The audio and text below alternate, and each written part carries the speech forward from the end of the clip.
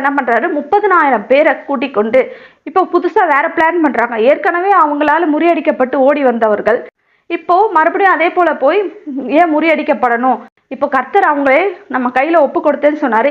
சில பேரை 30,000 பேர்ல ஒரு பங்கு ஆளை வந்து பட்டணத்துக்கு மேற்புறமாக ஒளித்து வைக்கிறான். நீங்க இந்த இடத்துல ஒளிஞ்சு கொண்டு இருங்க அப்படின்னு பிளான் பண்றாங்க. பட்டணத்துக்கு மேற்புறமாக அவங்க நீங்க இருக்கிறது யாருக்குமே தெரியக்கூடாது, அப்படி ஒளிந்து கொண்டு இருங்கள். நாங்க மீதி பேரு பட்டணத்துக்கு முன்பாக பாளையம் இறங்கி வெயிட் பண்ணிட்டு இருப்போம். அப்ப அந்த ஜனங்க எங்க கூட யுத்தம் பண்றதுக்கு எங்களை நோக்கி ஓடி வருவாங்க. நாங்க அவங்களுக்கு பயந்து ஓடுறத போல ஓடுவோம்.